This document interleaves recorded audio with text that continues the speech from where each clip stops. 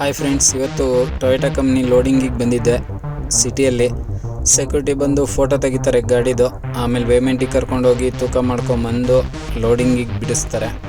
ಬಿಟ್ಟಾದ್ಮೇಲೆ ಇದು first ಪಾಯಿಂಟಲ್ಲಿ loading start ಮಾಡಿದ್ವಿ. ಅದು ಮುಗಿದ್ಮೇಲೆ ಇದು ಸೆಕೆಂಡ್ ಪಾಯಿಂಟು. ಇದು ಒಂದೇ ಕಡೆ ಗಾಡಿ ಬಂದು ಮೆಟೀರಿಯಲ್ ಪಕ್ಕ ನಿಲ್ಲೋದು, ಇನ್ನೆಲ್ಲ ಕಡೆ ದೂರನೇ ಇದೆ. ಹುಡುಗರು ನಾಷ್ಟಕ್ಕೆ ಹೋಗಿದ್ರು, ನಾಷ್ಟ ಮಾಡ್ಕೊಂಡು ಬಂದಿದ್ದಾರೆ. ಈಗ ಲೋಡಿಂಗ್ ಮತ್ತೆ ಸ್ಟಾರ್ಟ್ ಮಾಡಿದ್ದಾರೆ. ಅರ್ಧ ಗಾಡಿ ಆಗಿದೆ, ಇನ್ನೊಂದು ಸ್ವಲ್ಪ ಇದೆ. ಮುಗಿಸ್ಕೊಂಡು ನೆಕ್ಸ್ಟ್ ಪಾಯಿಂಟಿಗೆ ಗಾಡಿ ತೊಗೊಂಬಂದು ಹಾಕಿದ್ದೀನಿ. ನೀವು ನೋಡ್ಬೋದು, ಈ ಪಾಯಿಂಟಲ್ಲಿ ಗಾಡಿಗೆ ಮೆಟೀರಿಯಲ್ ಎಷ್ಟು ದೂರದಿಂದ ಬರಬೇಕು ಅಂತ ತೋರಿಸ್ತೀನಿ ನಿಮಗೆ. ಹಾಗೆ ಬನ್ನಿ.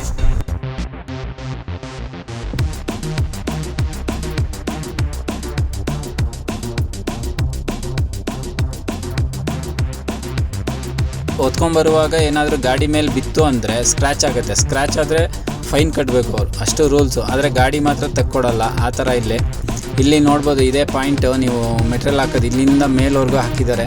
ನಾವು ಸ್ವಲ್ಪ ಖಾಲಿ ಮಾಡಿದ್ದೀವಿ ನೋಡಿ. ಹೊತ್ಕೊಂಬರ್ತಾ ಇದ್ದಾರೆ. ಗಾಡಿಗೆ ಹಾಕೋವ್ರಿಗೂ ತುಂಬ ಜೋರಾಗೆ ಬರ್ತಾರೆ, ಯಾಕಂದರೆ ತೂಕ ಇರುತ್ತಲ್ಲ ಮೆಟೀರಿಯಲ್ಲು. ಅದಕ್ಕೆ ನನ್ನ ಗಾಡಿನೂ ಲೋಡ್ ಆಯಿತು. ಇನ್ನೇನು ಹಗ್ಗ ಟಾರ್ಪಲ್ ಹಾಕಿ ತೂಕ ಮಾಡಿ ಬಿಲ್ ಮಾಡ್ಕೊಬೇಕು.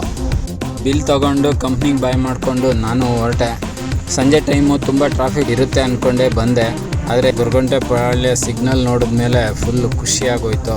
ಯಾಕಂದರೆ ಯಾವತ್ತೂ ನನಗೆ ಇಷ್ಟೊಂದು ಫ್ರೀ ಸಿಕ್ಕೇ ಇರಲಿಲ್ಲ. ಇವತ್ತು ಅಷ್ಟೊಂದು ಫ್ರೀ ಇದೆ ಗೊರಗುಂಟೆಪಾಳ್ಯ ಸಿಗ್ನಲ್ಲು. ನಾನು ಯಶವಂತಪುರದಿಂದ ಗೋಡನ್ಗೆ ಯಾವ ರೂಟ್ ಮೇಲೆ ಹೋಗ್ತೀನಿ ಅಂತ ತೋರಿಸ್ತೀನಿ, ಬನ್ನಿ. ಲಾಸ್ಟ್ವರೆಗೂ ವಿಡಿಯೋ ನೋಡಿ, ಗೊತ್ತಾಗುತ್ತೆ.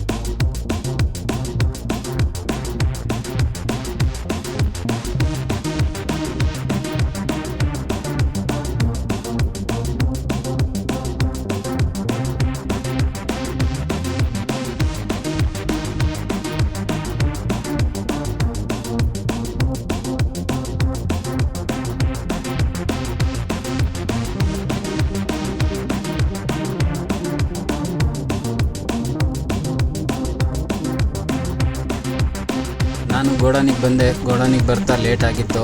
ಕಂಪ್ನಿ ಗಾಡಿಗಳೆಲ್ಲ ಬಂದು ನಿಂತಿದ್ದು ಗೋಡನ್ ಒಳಗೆ. ಇದೇ ಥರ ಹೆಚ್ಚು ವೀಡಿಯೋಸ್ ಮಾಡೋಕ್ಕೆ ಸಪೋರ್ಟ್ ಮಾಡಿ. ನಮಸ್ಕಾರ, ಬಾಯ್ ಫ್ರೆಂಡ್ಸ್.